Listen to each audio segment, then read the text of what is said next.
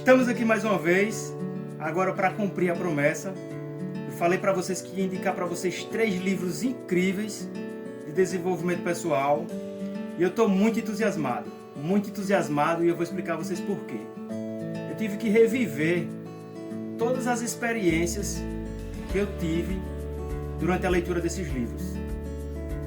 Isso me fez aprender várias coisas novas. Vocês já ouviram falar que quando a gente tenta ajudar as pessoas, a gente se ajuda 2 vezes? Pois então, é exatamente isso que eu estou vivendo nesse momento. E para mim é uma alegria muito grande compartilhar esse conhecimento com vocês. E chegou a hora. Durante essa trilogia de vídeos, agora é o primeiro vídeo da série, eu indicarei 3 livros que transformaram de verdade a minha vida. Mas volto a repetir o que eu tinha falado no vídeo anterior. Esses livros só irão transformar a sua vida se você colocar os ensinamentos em prática, se você conviver com esses livros, se você pegar as lições e copiar ou na parede do seu quarto, ou na parede do seu guarda-roupa, para todo dia que você acordar, você reviver. E você olhar e dizer, hoje eu vou executar isso. Mesmo sem vontade, eu vou fazer a minha parte. Então vamos começar? O primeiro livro, não sei se vocês já ouviram falar, chama-se A Única Coisa. O foco pode trazer resultados extraordinários para a sua vida. Eu vou falar aqui inicialmente alguns dados do livro, e depois eu iniciarei a leitura de algumas partes que eu achei muito interessante para a gente discutir. O livro tem 207 páginas, é um livro relativamente fino, fácil leitura. É um livro muito prático, é um livro que vai lhe dar direcionamentos do que você deve fazer, como você deve agir em determinada situação. E não por acaso eu estou indicando esse livro a vocês. É um livro que já vendeu mais de 2 milhões de cópias. Já vendeu mais de 2 milhões de cópias. Ele já esteve nas listas dos mais vendidos do The Wall Street Journal.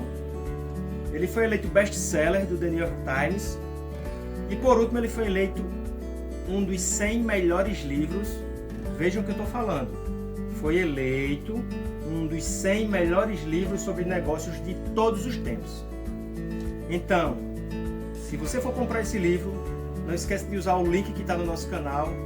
Comprando o link através desse canal, além de ter um desconto, você vai estar ajudando o nosso canal a crescer e a produzir mais conteúdo e a disseminar mais conhecimento.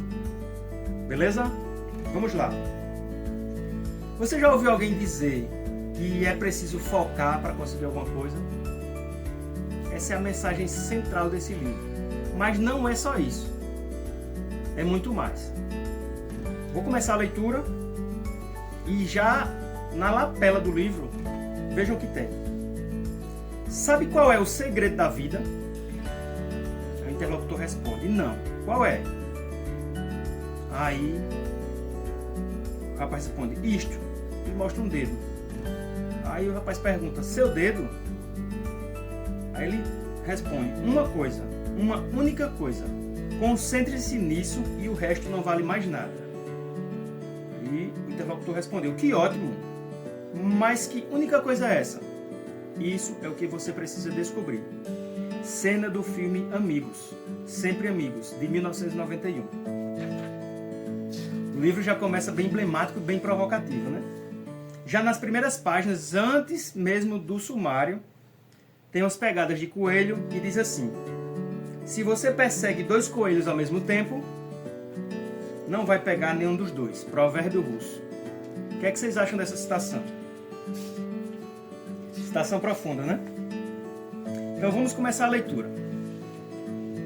Vai ser uma leitura breve, lógico que eu não vou ler o livro todo para vocês. Vão ser pequenas partes que eu achei muito importantes para despertar a curiosidade de vocês em ler esse livro. Na página 13, diz assim, ser mais simples. Se todo mundo tem o mesmo número de horas num dia, por que algumas pessoas parecem conseguir fazer muito mais do que outras? Como fazem mais, alcançam mais, ganham mais, têm mais? Se o tempo é a moeda das conquistas, então por que alguns são capazes de engordar seus cofres com mais notas que outros? A resposta está no fato de que o núcleo de sua abordagem é justamente atingir o núcleo das coisas. Essas pessoas focam no mais simples.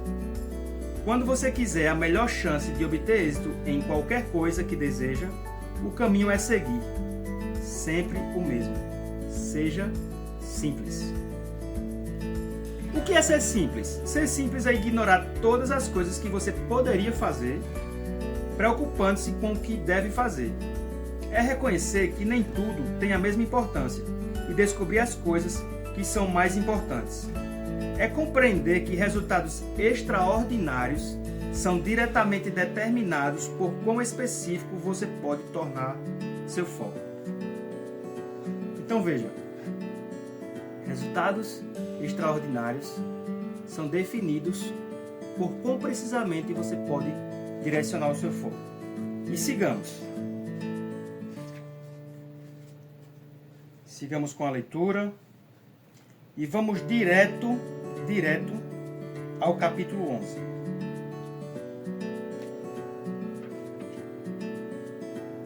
Na página 104, vou ler para vocês o início. Para mim, a pergunta foco é um jeito de viver. Uso-o para encontrar a prioridade mais evidente, aproveitar meu tempo ao máximo e dar o passo mais eficaz. Sempre que o resultado tem importância, eu faço a pergunta. Pergunto ao acordar e começar o dia. Pergunto ao chegar ao trabalho. E novamente ao ir para casa. Qual é a única coisa que posso fazer de modo que, ao fazê-la, o restante se torne mais fácil ou desnecessário? E, quando eu sei a resposta, continuo perguntando até perceber as conexões e visualizar todos os meus dominós alinhados. Obviamente, é de enlouquecer ficar analisando cada pequeno aspecto de tudo que temos que fazer. Nunca faço isso e, de alguma forma, nem é obrigatório. Comece com as coisas maiores e veja até onde elas o levam. E aí, pessoal, vou mostrar para vocês um gráfico que tem aqui na página do livro. Vocês podem observar aí no vídeo. E eu vou ler para vocês. Qual é a única coisa, veja o que está no centro. Qual é a única coisa que posso fazer, de modo que, ao fazê-la, o restante se torne mais fácil ou desnecessário? Aí tem os círculos, né? Qual a única coisa que posso fazer para a minha vida espiritual? Qual a única coisa que é mais importante para a minha saúde física? Qual a única coisa que é mais importante para a minha vida pessoal? Qual a única coisa que é importante para meus principais relacionamentos? Qual a única coisa que é importante para o meu trabalho? Qual a única coisa que é importante para os meus negócios? E qual a única coisa que é importante para as minhas finanças? Então o gráfico, né, figura 16 do livro, na página 105, né, quer dizer, minha vida e as áreas mais importantes. Então vou dar aqui um pequeno exemplo. Para a minha vida espiritual, qual é a única coisa que posso fazer para ajudar os outros, por exemplo? Qual a única coisa que eu posso fazer para melhorar meus relacionamentos com Deus? Saúde física, né? Muitas pessoas hoje buscam aquele abdômen trincado, o corpo perfeito. Muitas pessoas se submetem à cirurgia. Como eu falei no vídeo anterior, tudo rápido, né? Tudo meteórico. Mas qual a única coisa que eu posso fazer para alcançar meus objetivos de dieta, por exemplo? Qual a única coisa que eu posso fazer para cumprir meus exercícios? E qual a única coisa que eu posso fazer para aliviar o meu estresse? Vou dar um outro exemplo sobre finanças. Qual a única coisa que eu posso fazer para aumentar meu patrimônio líquido? Qual a única coisa que eu posso fazer para melhorar o meu fluxo de investimentos? Qual é a única coisa que eu posso fazer para eliminar a dívida do meu cartão de crédito? Então pense comigo. Voltem aqui para mim. Não é que você vai fazer uma única coisa na vida, mas para cada área você pode definir uma coisa mais importante e seguir após as coisas subsequentes com menos importância. Então, em resumo, é você pegar quais são as áreas da sua vida aqui, por exemplo, que eu quero mudar. Qual é a área que eu quero me desenvolver? Qual é a área que eu quero atingir um ponto extraordinário de conhecimento? Então, o que é que eu vou ter que fazer? Pegar essa situação, definir a coisa mais principal e executar. Eu vou dar outro exemplo. Muitas vezes a gente vai para o trabalho e tem diversas coisas para resolver naquele dia. Aí a gente começa a resolver uma e para, porque chega alguém e pede alguma coisa, começa a resolver outra e para, começa a fazer um relatório e para, começa a responder um e-mail e para, e às vezes, muitas vezes, chega no final do dia, a gente não conseguiu resolver tarefa nenhuma e acaba no final do dia frustrado. Será que não seria melhor chegar no escritório, chegar no trabalho e pensar, quais são as minhas prioridades do dia de hoje? O que é que eu tenho que fazer primeiro? E terminar aquela tarefa, e ir até o final. Depois pegar a próxima tarefa, e ir até o final. Será que isso não aumentaria a sua produtividade? Será que isso não aumentaria a sua satisfação no trabalho? Veja que parece uma coisa óbvia, mas o livro traz para a gente como uma coisa prática que a gente está precisando fazer. Vamos dar prosseguimento. No capítulo 16, na página 157, veja o que diz. Ninguém que algum dia deu seu melhor se arrependeu disso. Essa frase é de George Halas. E prossegue. A maestria é um compromisso para tornar-se o melhor possível. Então, para alcançar resultados extraordinários, você deve aceitar o esforço que isso representa. Lembra do que eu falei das coisas simples? Lembra o que eu falei do meteoro, das coisas rápidas? Será que é muito fácil atingir seus objetivos? Muita gente diz assim, eu quero ser médico, quero ganhar bem. Será que um médico acomodado, só porque se formou em medicina, ele tem sucesso? Ele ganha bem? Ou ele precisa se desenrolar de um plantão para o outro, atender na clínica, atender no hospital, muitas vezes passar num concurso, estudar mais, fazer uma residência? Entendeu? As coisas não vêm fácil. A gente que costuma olhar o jardim do outro e achar que para o outro é tudo muito mais fácil. Mas vamos prosseguir na leitura. Os 3 compromissos com a sua única coisa, na página 158. Quais são esses 3 compromissos? Eu vou explicar um a um. Siga o caminho da maestria. Mude de E para P. Vou explicar daqui a pouco o que é isso. E viva o ciclo de responsabilização. Vamos a cada um. O primeiro, siga o ciclo da maestria. A maestria não é apenas uma palavra qualquer. Ela é crucial no que tange a alcançar resultados extraordinários. Pode parecer muito intimidante logo de cara, mas quando você consegue enxergar a maestria como um caminho a seguir, em vez de um destino ao chegar, ela começa a parecer acessível e conquistável. Eu vou repetir isso aqui, viu? Quando você consegue enxergar a maestria como um caminho a seguir, em vez de um destino ao qual chegar, ela começa a parecer acessível e conquistável. Na próxima página, 159. Mais do que tudo, a expertise depende das horas investidas. Michelangelo disse certa vez: se as pessoas soubessem quanto trabalho duro dediquei para conseguir minha maestria, ela não pareceria nem um pouco incrível. A ideia é óbvia. Gastar tempo com algo, com o tempo, acaba sempre superando o talento. Não basta anotar, é preciso pôr em prática e organizar seus blocos de tempo. Vê que tudo que eu estou falando está fazendo sentido? Olha só, eu falei que era para você fazer o quê? Depois dessas indicações, além de ler os livros, colocar em prática, não foi? Olha o que o livro diz aqui, ó. Não basta anotar. Então, por exemplo, não basta você comprar os livros, ler os livros de forma lenta ou de forma rápida e depois colocá-los na prateleira. Não adianta. Você vai ter que ler os livros, vai ter que anotar e depois é preciso pôr em prática e organizar seus blocos de tempo. Então veja bem, é muito bonito a gente, por exemplo, vou dar um exemplo prático aqui na música. É muito bonito ver um violinista tocando ali, né, aquela melodia maravilhosa aos nossos ouvidos. Mas quanto tempo? Quantas horas?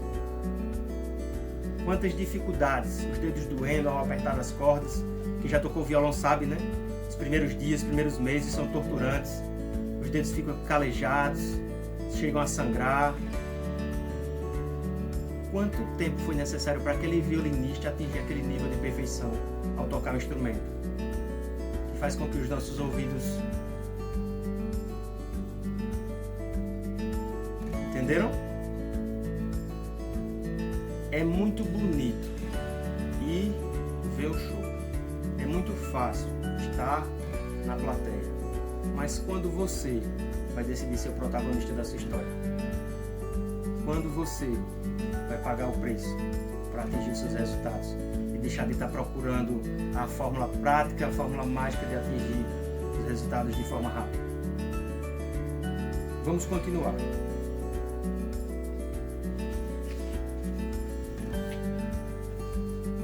A segunda coisa que está dentro dos compromissos com a sua única coisa é o mude de E para P. O que é E? E o que é P? O E é o seu espírito empreendedor e o P é o seu espírito proposital. E aí eu vou explicar para vocês. O caminho para a maestria é uma combinação de não apenas fazer o melhor que você pode, isso está na página 160 do livro, mas também o melhor que pode ser feito. Melhorar continuamente o jeito que você faz algo é crucial para conseguir os seus melhores blocos de tempo. Chama-se mudar de E para P. Quando saímos da cama de manhã e começamos o dia, fazemos isso de dois modos: empreendedor, que é o E, ou proposital, que é o P.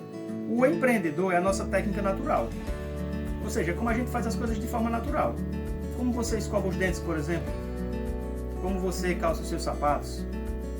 Isso é a sua forma natural de agir, é o seu espírito empreendedor. Daremos prosseguimento, já na página 161. Pessoas muito produtivas não aceitam as limitações de suas abordagens naturais como a palavra final em seu sucesso. Quando atingem um limite de realização, procuram novos modelos e sistemas, melhores maneiras de fazer as coisas, para que possam superá-lo. Você não pode estabelecer limites naquilo que faz. Tem que estar aberto a novas ideias e novos jeitos de fazer as coisas, se quer ultrapassar limites na vida. Vejam que forte. Vejam que forte, eu vou ler de novo.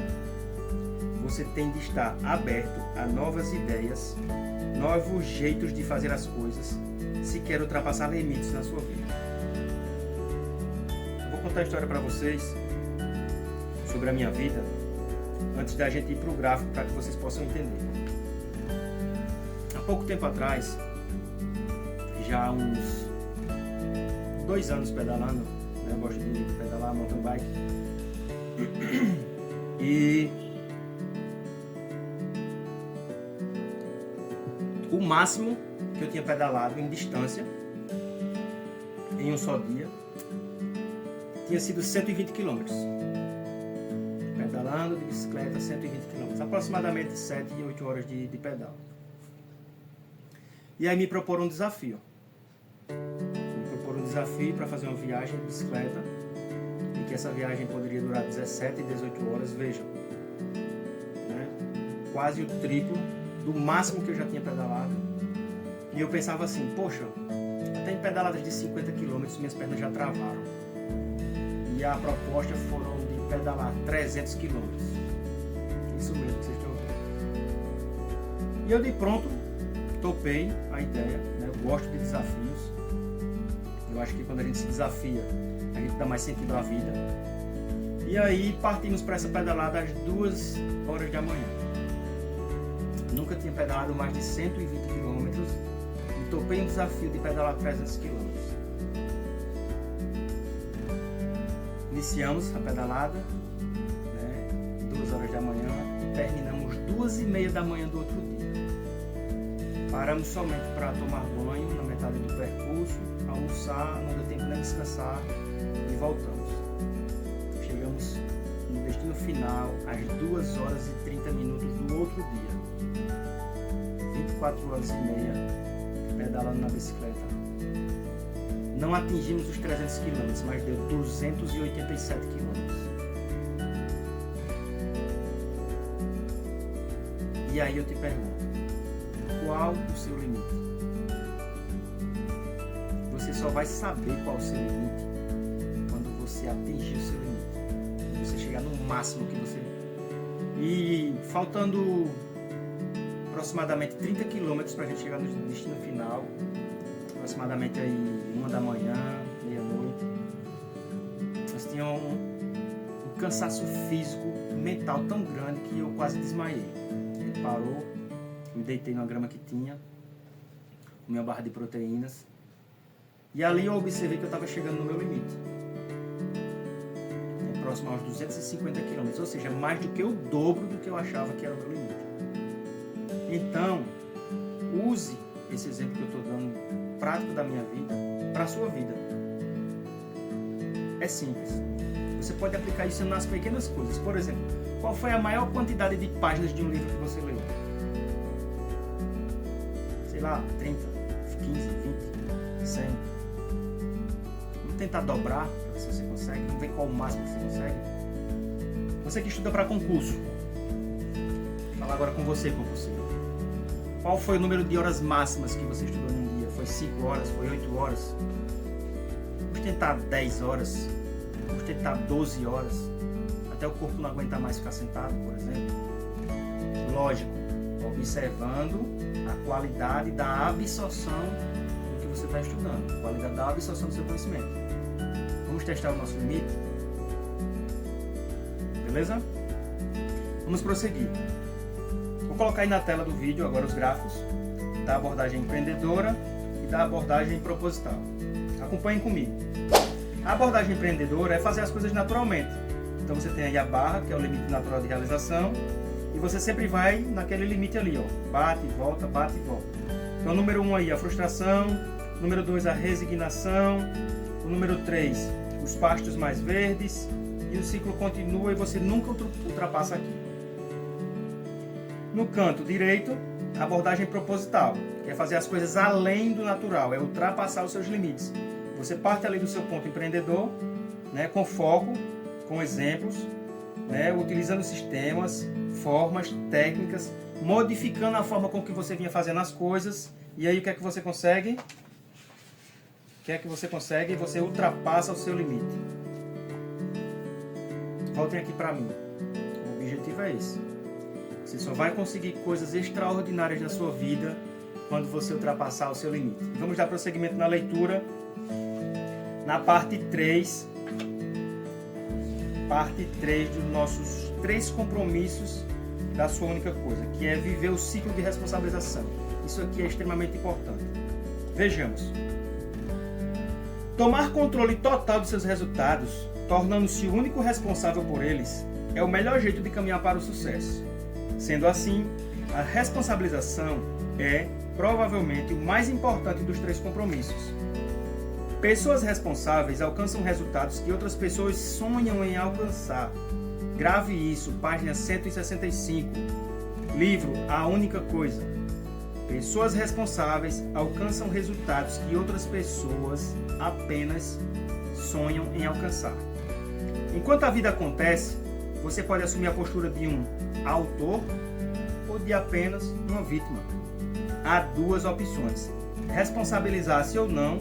Isso pode soar curto e grosso, mas é verdade. Então vou deixar para vocês aí mais um gráfico. Esse gráfico está na página 166. E você vê aí no centro a vida acontecendo. Quais são as atitudes da vítima?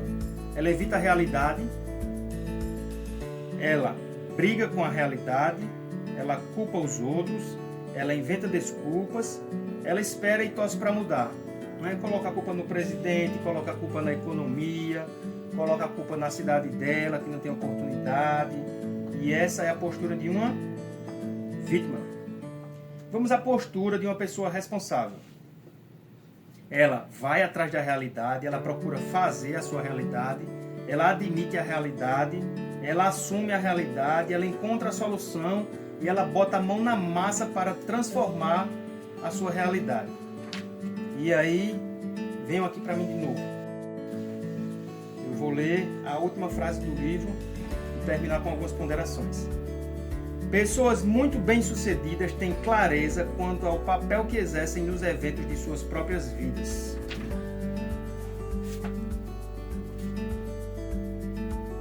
Esqueci de falar dos autores do livro, né? Gary Keller e Jacob Payson.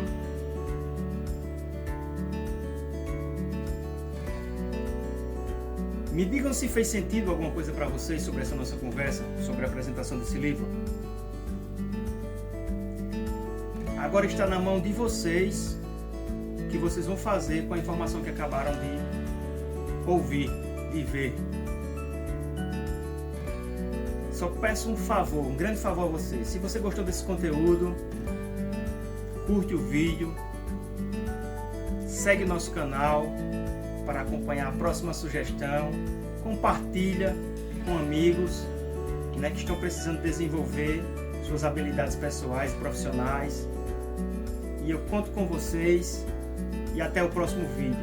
O meu nome é Jair Farias e esse é o seu canal A Vida Como Tudo Deveria Ser. Tamo junto!